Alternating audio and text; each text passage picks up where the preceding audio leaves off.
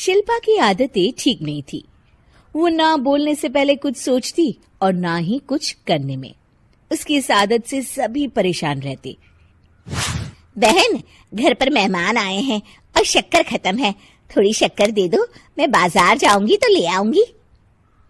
अरे शिखा बहन, तुम तो माफी करे, जब देखो तुम्हारे घर में कुछ न कुछ खत्म ही रहता है। अरे शिल्पा, चिल्ला क्यों रही हो? कहा ना घर में मेहमान बैठे हैं, सुन लेंगे। सुन लेंगे तो सुन ले, तुम लोगों की मांगने वाली आदत तो बंद होगी। अच्छा शिल्पा, ना दो शक्कर, लेकिन बात तो अच्छे से करो। एक कटोरी शक्कर के लिए तुमने मेरी बड़ी बेइज्जती कर दी। शिल्पा बड़बड़ाते अंदर चली जाती है तो शिखा भी घर चली जाती है। माँ, क्या हुआ?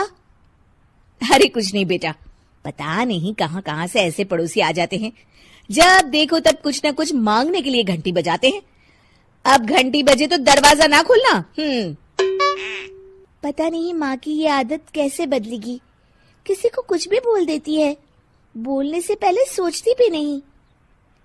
शिल्पा की ये आदत दिन ब दिन बढ़ती ही जा रही थी। एक दिन शिल्पा के दरवाजे सब्जी वाला आया।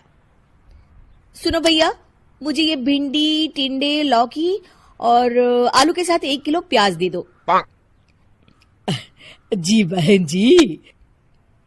वो एक एक कर सारा सामान पैक कर देता है। कितने पैसे दूं?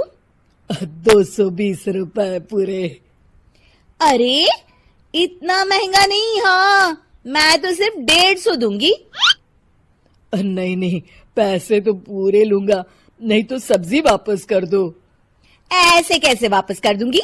मैं तो एक भी सब्जी वापस नहीं करूंगी। और हाँ, रही बात पैसों की, तो लेना है तो 150 ले लो, वरना मेरे मोहल्ले में घुसने तक नहीं दूंगी। हाँ। अरे नहीं बहन, हम लोग गरीब लोग हैं, ऐसा ना करो। पकड़ो ये 150 और दफा हो जाओ। शिल्पा की बेटी अंदर से ये सब देख रही थी। शिल्पा, तूने तो हद कर दी। बेचारा गरीब आदमी, उसका तो गुजारा ही इसी से होता है। बोलने से पहले सोचा कर बेटा। माँ, आप चुप रहो, घर चलाना बच्चों का खेल नहीं। और वैसे भी इतनी महंगी सब्जी थोड़ी ना होती है। आपको तो सिर्फ खाने से मतलब है, लेकिन मुझे तो सब सोचना पड़ता है ना। शिल्पा की सास ये बात सुनकर दुखी हो जाती हैं। शिल्पा की बेटी शिल्पा की ये सारी बातें सुन रही होती है। शिल्पा की बेटी एक दिन माँ से कहती है, माँ, ओ माँ, जरा यहाँ तो आना। ओहो, क्या हुआ? क्यों चिल्ला रही हो ऐसे बेटा? हुआ क्या? ये देखिए मेरी स्कूल की ड्रेस कितनी गंदी हो गई है, इसे कौन धोएगा? लेकिन ये तो साफ है बेटा, मैंने अपने हाथ से खुद साफ किया है। माँ, ये ड्रेस इतनी गंदी है कि मैं इसे पहन ही नहीं सकती। चलो, मुझे बाजार से नई दिलाओ। शिल्पा दुखी हो जाती है और वहां से चली जाती है कि तभी सामने उसकी सास मिल जाती है। शिल्पा, अरे ओ शिल्पा, ये क्या सब्जी बनाई है? ऐसे भी कोई सब्जी बनाता है? शिल्पा सास की इस हरकत से सख्ते में आ जाती है।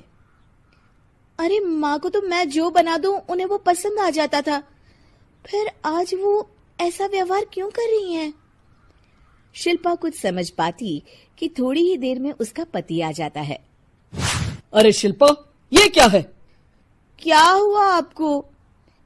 ये मेरी अलमारी पूरी अस्त व्यस्त है, तुमसे कोई काम नहीं होता है। सारा दिन पता नहीं क्या करती रहती हो। अरे मैंने तो सारी अलमारी साफ रखी है। इसे तुम साफ कहती हो? ये तो पूरा कूड़ादान लग रही है। शिल्पा परेशान हो जाती है और समझ नहीं पाती है कि उसके साथ क्या हो रहा है। शिल्पा अकेले कमरे में जाती है और जोर जोर से रोने लगती है। तभी वहां उसका पति, सास और बेटी आ जाते हैं। शिल्पा उन लोगों को देखकर और जोर जोर से रोने लगती है।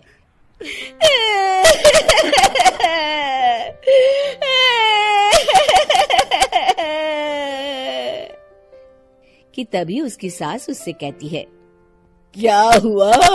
यहाँ बैठकर रोती रहोगी या फिर खाने को भी कुछ बनाओगी? माँ, पहले आप बताएं, आप लोगों को क्या हुआ है जो मुझसे ऐसा व्यवहार कर रहे हैं? वही हुआ है जो तुम्हें रोज होता है। मैं समझी नहीं। माँ, आज घर वालों ने आपसे बुरा व्यवहार किया तो आपको कितना बुरा लगा ना? हाँ, मुझे बहुत बुरा लगा। मुझे अच्छा नहीं लगता कोई मुझसे इस तरह से बात करे। सही कहा शिल्पा, जो चीज तुम्हें खुद के लिए अच्छी नहीं लगती वो तुम्हें दूसरों के साथ भी तो नहीं करनी चाहिए। बेटा, हम तुम्हारे अपने हैं, फिर भी तुम्हें अपनों की बात का बुरा लगा। लेकिन सोचो, जिन बाहर के लोगों से तुम ऐसा व्यवहार करती हो उन्हें कैसा लगता होगा।